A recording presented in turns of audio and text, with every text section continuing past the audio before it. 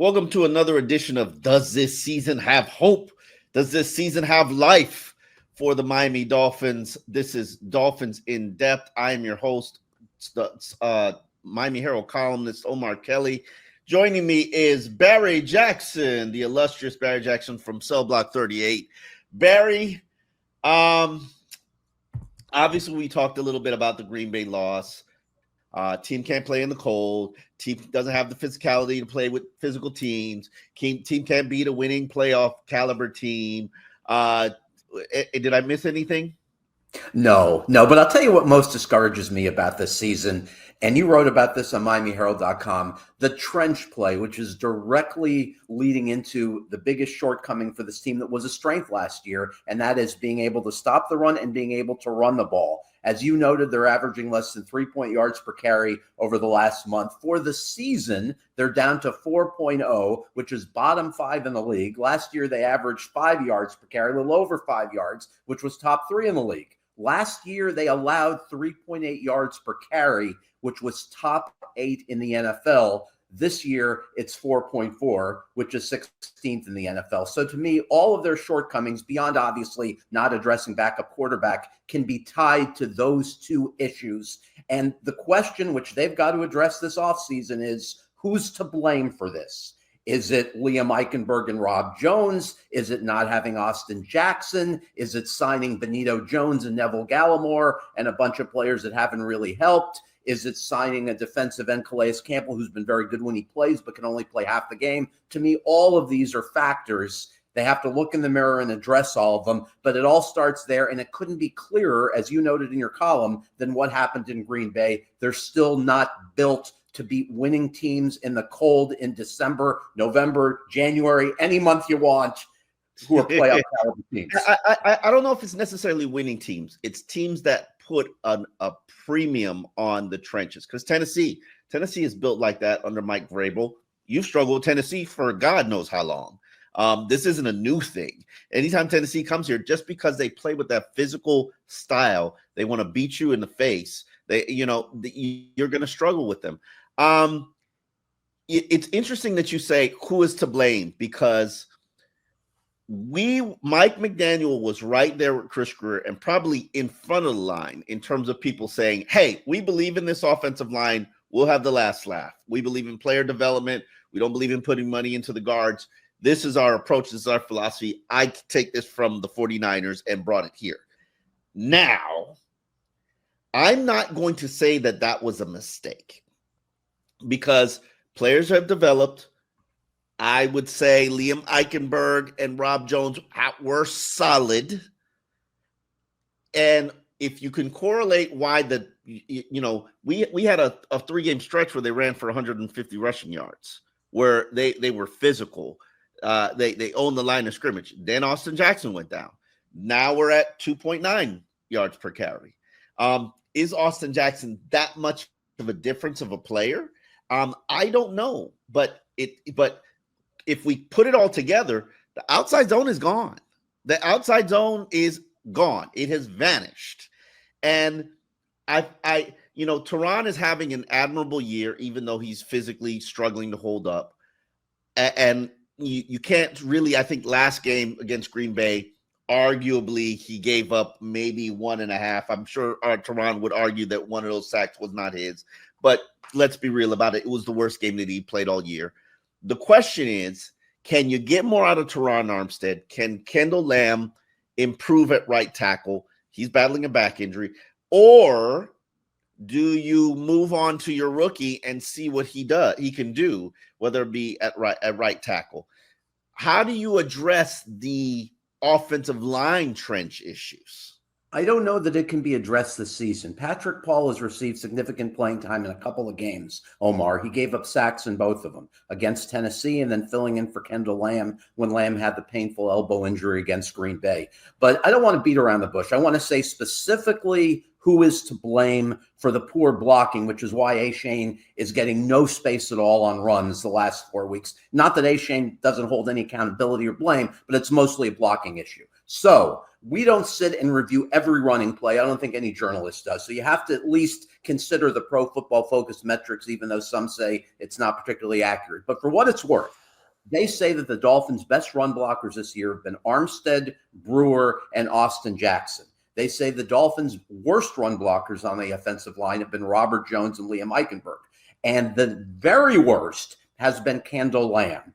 And even though we love Lamb and he's held up admirably in pass protection and he's a reliable pro, the outside zone, as you mentioned, has regressed considerably since Austin Jackson's knee injury and since Kendall Lamb has been inserted. All that being said, I'm still not sure I would insert Patrick Paul because of the pass blocking deficiencies and because right tackle is not his natural position.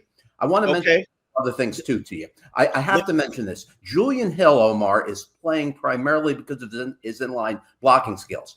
Pro Football Focus, again, for what it's worth, says he has been the Dolphins' second worst run blocker among players who have blocked at least 100 plays, ahead of only Tyreek Hill. So how do you justify playing Julian Hill so much if his blocking is not anywhere close to what has been sold to us? Now, could the Pro Football Focus metrics be off? Sure. Are they off dramatically where they say he's one of the worst inline blocking players on the Dolphins and the Dolphins think he's one of the best? There's some disparity there that just doesn't make sense. So I wanted to start with those two things. How much is guards to blame in your mind? A lot. I mean, we came into the season with a question and concern about the guard play. I think there are injuries that both of the guards, Rob Jones and Liam Eichenberg, are battling. Liam plays with a shoulder harness. I'm sorry, you don't play with a shoulder harness unless there's an issue. I know he's trying to make it through the season. The last thing you need in a free agent year is to have your season end with a shoulder injury. But he's soldiering through it. Rob Jones, I think, is played admirably, but it isn't good. It isn't NFL starting caliber. Rob Jones, I'm sorry, I'm not looking at performance and saying, oh, that's a guy that I absolutely have to resign. I'm looking at it and saying, that's a guy that I have to upgrade on. Good player, solid plug and play, foundational top 8 guy, but is this starting material? You're not seeing that play from the offensive line right now. And I disagree with you on the Patrick Paul, and I am a Kendall Lamb fan. But this, to me, in this game, if he's not 100%, I'm replacing with Patrick Paul. One, because I need to know what I have. He needs snaps to learn, develop, progress. He's not the first and won't be the last left tackle who plays right tackle in his first season. Get out there, learn the speed of the game, learn about the physicality, learn about how much you need to improve. And eventually, because reality is, with Teron Armstead making $14 million next season, they're going to try to shake him down. If he decides that he's not interested in being shaken down and wants to be cut free and wants to play somewhere else, or decides he wants to retire, hey, Patrick Paul, who was drafted to be your left tackle, all of a sudden becomes your left tackle. It's time. We've got 5 games left in the season. You might want to break the glass and put him in there and allow him. I know we're not done with the season, but he needs to, once they're out of playoff contention, it's time for the rookie to play. If Kendall Lamb is not healthy to the point where I don't worry about him from a pass blocking or a run blocking standpoint, then it's time for the rookie to play. It's time for him to go. Well, one point I want to make about your thing on Patrick Paul, and that is this. You're not looking at him as a long-term right tackle. You're looking at him as a Teron Armstead successor. So I don't know what you have to learn about Lamb at right tackle. I agree with you. If the elbow injury is too difficult to play through for Kendall Lamb, then you go to Patrick Paul. But I wouldn't make the move, even though Kendall Lamb's run blocking has been horrific. I wouldn't make the move if Kendall Lamb is healthy enough to play, just because Patrick Paul has such limited body of work at right tackle. And when he did come in last week, he gave up a sack. I found this interesting. I'm not criticizing Butch Barry for this because he's done a good job overall with what he has. But I found it interesting that Patrick Paul told me they did not give him any snaps at all in right tackle throughout the offseason program and training camp, and he began cross-training there only occasionally this season. So again, he never played right tackle at the University of Houston, so the body of work is so limited, I just don't have the trust level where I would make the move to Paul if Kendall Lamb is healthy enough, despite Lamb's deficiencies in the run game. Because remember, Lamb has been reliable as a pass blocker. He's kept Tua clean by and large. He did an admirable job against Max Crosby, so I would not make that move. As far as Teron goes, Why in the world would Teron Armstead take another $5 million pay cut as he did last year after a year in which he has stayed healthy, right? It's been one of the healthiest years of his career as far as availability. Obviously, the knee is bothering him, but as far as availability, he hasn't missed a game since September. He's missed only one game all year, and he's playing at an elite level. The sack and a half that he allowed were the first he allowed all season. He's been the best pass-blocking left tackle in football up until last week. He's still top 5. He's been one of the top run-blocking left tackles in football. So why in the world would Teron Armstead agree to take another pay cut? But if you get rid of Armstead after this year, your offensive line is clearly diminished. Even if Patrick Paul turns out to be a serviceable left tackle or a good left tackle, you're still removing by far your best offensive lineman from the equation. So how in the world is the offensive line going to get better next year if they take out by far their best player? There are just too many needs on this team, too little money. They haven't gotten enough from the draft. That's why I'm less optimistic about the future now. I guess I temper that a little bit with the fact that Tua has played well for 6 weeks. So that gives me some hope. But because there's simply so many needs to fill and so little money and an uneven track record of filling those needs, that's why I remain pretty much where I was in August, which is that this is a team that's going to be able to compete for a wild card spot every year. You know, win 8 wins, win 9 wins, a cute little team, but you can't expect anything more than that. I'm curious. I'm curious how your perception of the team has changed since August. Are you more encouraged about the long-term future, less encouraged, or about the same? I'm about the same from this standpoint, Barry. 10 wins was kind of my expectation for this season. I knew injuries were always going to be a factor with this team because they're old and fragile. It is what it is. I don't have confidence in the front office and their abilities to draft players. I'm pretty sure they feel way more comfortable trading assets for established players and then paying them big money. That's the blueprint that they work off. You're right. That's not going to take you very far unless you just have one dynamic season where everybody absolutely stays healthy, which is just not reality. But I did not expect the offensive evolution and for them to take a couple steps back. I didn't expect the run game to be as limp as it is, but I think there are a couple byproducts that have contributed to that, and I really don't know if it can be resurged.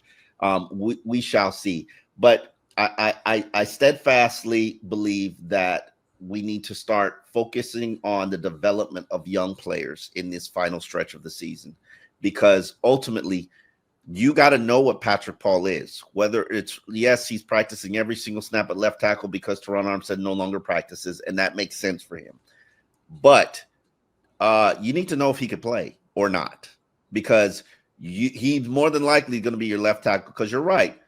Outside of the fact that you shake Teron Armstead down because you can, because you know no team is going to be out there offering him $14 million. They'll probably offer him $8 million. This is the way we do business in the NFL. That, no team is going to give Teron Armstead the ability to go out there and play every Sunday without practicing all week. So, and he's such a valuable leader, you make him a respectable offer. But you shake him down a little bit, Barry. You've seen this throughout the history of Dolphins. And Teron could then walk away and say, it's been a lovely career. I've made tens of millions. I've done a heck of a job, and I'm a prideful man, and I'm not taking another pay cut after what I gave you this year and staying healthy for most of the year as far as game availability. So I would definitely be concerned about that. As far as giving Patrick Paul snaps, I would say this would be the circumstance where I would do it. Obviously, if Lamb can't play with the elbow, I'd give him snaps at right tackle. I agree with you on that. As far as playing him at left tackle to see what you have, I would think you probably have to wait until late December. I want to be mathematically eliminated from postseason before I bench my top player, Teron Armstead, my top offensive lineman. Plus, I didn't say bench Teron. Good with it. I never said bench Teron. I never said bench Teron. Here's what I would do. Here's what I would do. I would have Patrick Paul working as the first team right tackle this week, and I would have Kendall Lamb working as the backup left tackle, and have Kendall Lamb take every snap at left tackle. I'm sorry, you're with an elbow injury. You're old. Old players take longer to heal and longer to get better. I don't want to put you out there at less than 100%.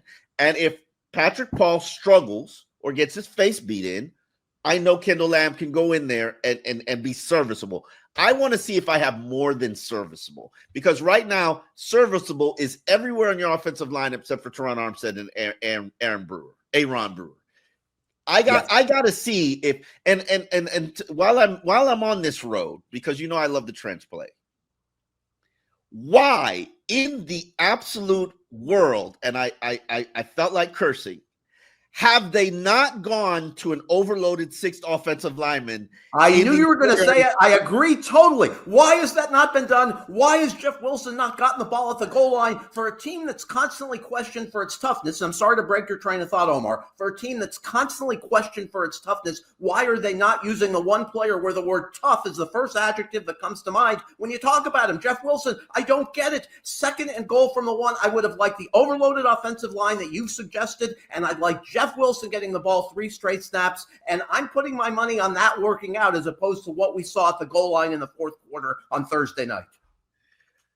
Whoo! It is hell. Why the hell won't we work on a wildcat? I don't care.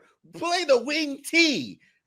You cannot gain 1 yard when you need to gain 1 yard through running the ball.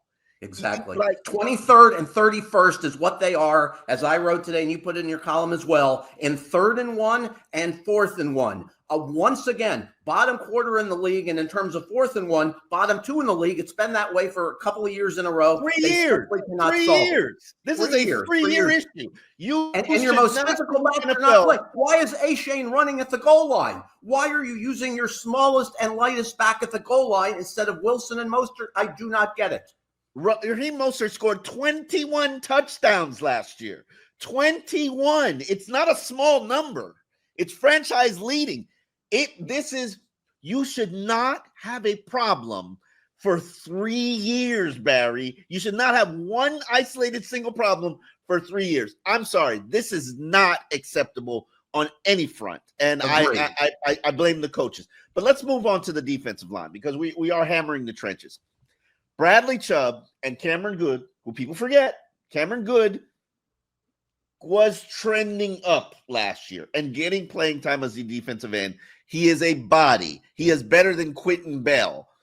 Now, will he be healthy? I don't know. Will Bradley Chubb be healthy? I don't know. How much do you think that we can expect from them now that their 21-day window has been opened? It's hard to project high-level quality for two guys that have been out since December 31st in Chubb's case, January 7th in Good's case. But at the very least, they're going to be helpful. The question is, at what point are the coaches and the medical staff comfortable with them playing? It's more of a coaching decision than a medical decision at this point. You obviously have a 21-day window to activate them. Could we see Chubb as early as this Sunday? That seems like a little bit of a reach to me, but I certainly wouldn't rule it out. It's going to be telling to see how limited both are in practice this week. If they're limited participants Wednesday, Thursday, Friday, then it would seem unlikely that either would play on Sunday. Perhaps they get another week and come back in Houston. That would seem the more likely course, but we'll see. Both will obviously help you. I want to go back quickly, though, to one point you made about playing young players. To me, you don't experiment, and I think we're on the same wavelength with this, because I think you wanted to play Paul only if Kendall Lamb can't play. But to me, you don't experiment to see what you have until you are eliminated from playoff contention, because even though some Dolphins fans don't want to hear this, there's still a path to postseason. Denver's schedule is really difficult. I know they beat Cleveland last night, but they've got to play the Colts. They've got to go to the Chargers. They've got to go to Cincinnati, which we know has one of the best passing offenses in football this year, despite their defensive deficiencies. Then they've got to play home against Kansas City in the finale, a game that could be meaningful to the Chiefs if the Bills keep winning, because the number 1 seed could be on the line. And remember, if Denver loses twice and the Dolphins went out, the Dolphins make the playoffs, assuming the Colts lose once, or if the Colts don't win the AFC South. So to me, there's still a clear path. So Denver will lose twice. Denver, as much as I want to see Patrick Paul and Malik Washington, I'd even like to see Channing Tindall the last 2 games if they're out of contention, just to make sure we don't have anything there. Right? We don't have anything. We're good. I'm good. So no. Ready to win the games until you're mathematically out. I wanted to make that point. Yes. But as far as outside linebackers go, what's realistic from your history covering the league, Omar? What's realistic to expect from Bradley Chubb after a year away? I think that we won't see him this week. I think that we'll see him practice unless maybe he's put on the scout team. Maybe you evaluate him based on what he's doing on the scout team versus starters to see where he is. And then maybe next week we get some activity. I think that that's reasonable to expect. You don't want to put too much on him too soon. But then the important thing is for the final month of the season, have them on a snap count. I'm fine if Bradley Chubb, if he shows he's got the explosion and the burst, comes onto the field as a third down pass rusher, or maybe he's a run stuffer. Limited roles. Cameron Good, special teams, because God knows we need some help on special teams, on all levels of special teams. It's good to have reinforcements coming as opposed to having to go rummage the waiver wire or sign who is it Melvin Ingram at the last minute to finish out December's like we've had for the last 2 years. It's good to have experienced, veteran, established players coming in, sort of putting on a cape to the rescue. I don't expect him to be a stud. I don't expect him to be a star. But at this point in the season, after you lost Titus Bowser, you realize you just need bodies right now. Absolutely. And a 60% Bradley Chubb is still probably better. In fact, it is better than anyone they'd get on the waiver wire. I want to hit on the other news from yesterday, from Monday, besides the Bradley Chubb news. A couple other notable developments. One is there's been news that cornerback Kendall Fuller, who's missed 3 weeks, is expected back this week, even though he remains in protocol. That's according to Mike McDaniel. Cam Smith, we might have seen the last of him this year, conceivably, or at least for a while. I'm fine with that. His shoulder. Yep. This year could not have gone any worse for Cam Smith, unfortunately. Obviously, it could have. It didn't go Noah Igbenogany bad, but it went bad. It could have gotten. Well, it's almost as bad. He gave up 15 completions and 17 targets. He was injured twice, so it's unfortunate. He's a nice young man. It hasn't worked out. He'll get a final chance next year to prove that he wasn't a second round. And then Cater question. So we could see Storm Duck as your third corner, and Storm Duck had an admirable year as an undrafted rookie until last week when he was annihilated by Green Bay, gave up 4 completions and 4 targets for 72 yards. That's one bit of news. I want your opinion on the other bit of news besides Chubb and cornerback yesterday, which is the change at backup quarterback. And I was surprised that McDaniel told us this. Tyler Huntley's your number 2. Skylar Thompson is now your number 3. And to me, even beyond Skylar's uneven play, I think his fate kind of was sealed. And I think Huntley would have been the backup regardless. But I think his fate kind of was sealed with the Jalen Wright play, because one of the more interesting things that McDaniel said this year, at least in my mind, even though it's a weird thing, was I don't like how he came out of the huddle that play where Jalen Wright fumbled. That's directly on the quarterback. So to me, that seemed to have sealed Skylar Thompson's fate in Miami. No? Yes, I think there's a loss of confidence that I don't know if it can be repaired. I think he'll be here for training camp. He'll have opportunities to compete, but clearly, I don't. Also, you got to factor in this. This is what I've been thinking about. You are struggling on short yardage situation. You have an athletic quarterback. Tyler Huntley can do a QB sneak. You need a QB sneak. You're not going to do it with Tua, but you would benefit from I like it. I like Justin Fields is being used by Tomlin. Justin Fields is being used by Tomlin this way. I like it. Another good idea by Omar Kelly. You have to mention it to McDaniel tomorrow and make sure he uses it. Tyler Huntley's been a Pro Bowler. I know it wasn't good when he was here, but he also didn't have a good grasp and understanding of this offense.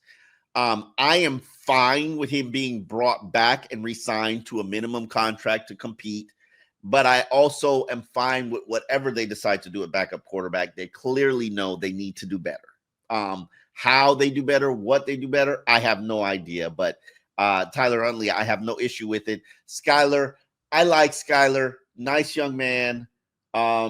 I really feel bad for him because he was playing that Seattle game with broken ribs and never really got a chance to showcase what he could do in this offense. Tough titty, says the kitty, Barry. This is you when you have opportunities. Your head coach had to literally put his Pro Bowl caliber quarterback back in the game to finish out the Raiders game because you couldn't handle a simple handoff. And I'm not blaming him. It wasn't all his fault, but you know, we got to address what's going on from a confidence standpoint. But I like the fact that with Tyler Snoop Huntley, you can better create a 15 package play for him. You better. Yes. You better. Tyler Huntley should be in the game on 3rd and short in some situations. Not all of them where you think you're going to pass, but 4th and short, especially if it's 4th and under 1, try the quarterback sneak. The question is, do they have the interior blocking, even though Brewer's been good this year, do they have the interior blocking to do what the Eagles can achieve? And I know the Eagles are the gold standard for everybody. Absolutely not. Absolutely not. Yeah, absolutely not. It's not there. But maybe if you go an overloaded line and have a QB sneak, maybe. How do you feel about Isaiah Wynn? This is another conversation. He was activated for the last game last week. You're not killing it at left guard or right guard. And I know that Butch Barry said that left guard spot is Robert Jones's, and he's going to keep it. But do you feel like Isaiah Wynn should be getting snaps, rotating in, taking a look, testing out what's there? Do you think that would be ideal and wise at this point in the season, or is it too risky? No, I do. I think if he's able to play, he should at least get some snaps with a rotation. Here's the body of work on Robert Jones. For the year, he's been a little below average as a run blocker, but recently he's been poor as a run blocker. He's allowed 4 sacks this year. There are only 10 guards who have allowed more. He hasn't given up a ton of pressures, 18, which sounds like a lot, but there are over 35 NFL guards who've given up more pressures than that. So he's had an average year. The problem, and you alluded to this earlier, is you can't have average at both guard spots, right? If you want to be a power team that's strong in the trenches, you can't just merely get by at both guard spots, which is what their philosophy this year. We're going to get by with Robert Jones. We're going to get by with Liam Eichenberg. Now, you could say, well, they expected Isaiah Wynn to play earlier. My answer to that is apparently they didn't expect Isaiah Wynn to play earlier, because Isaiah Wynn told me last week that the Dolphins fully knew it was going to be a while before he came back. He insisted that there was no new injury. He said this was all part of the recovery from a major quadriceps injury, and everybody knew he was going to be out this year. So Chris Greer and Mike McDaniel decided we're going to get by this year with Jones and Eichenberg. It's worked out for a time, especially against mediocre teams, but it hasn't worked out well. Maybe you can get by with one of them, but you certainly can't get by with both if you want to be able to beat good defensive lines, right? Playoff caliber teams late in the season. So yes, I would give Wynn some snaps, but I want people to keep this in mind. He was elite at pass protection last year. Tua gets credit for everybody who's elite at pass protection a little bit. Obviously, the offensive lineman gets some credit too. But as a run blocker, Pro Football Focus rated him 96 of 100 guards last year. So even though he was great as a pass protector in his 7-game sample size, the start of last year, he wasn't great as a run blocker. All that being said, yes, I think he deserves a package of games. How would you allocate snaps at left guard? If Isaiah Wynn is able to play and show something, do you go 50-50 split? Do you tilt it more toward one or the other? I'm going 3rd series, 4th series for Isaiah Wynn just to take a look. Maybe start it out, maybe 3rd series and start out the 3rd quarter, 1st series of the 3rd, just to take a look. Treat this like a running back situation where you want to see who has a hot hand. They need some options in the trenches. They need to take a look and explore, because right now it is not good enough on either side of the ball. And I don't know if there's anybody putting on a cape coming to their rescue, but they absolutely need someone to, if they're going to win 10 games and actually make it into the playoffs, which seems like a pipe dream, but is a possibility. We'll see how they perform against the Jets.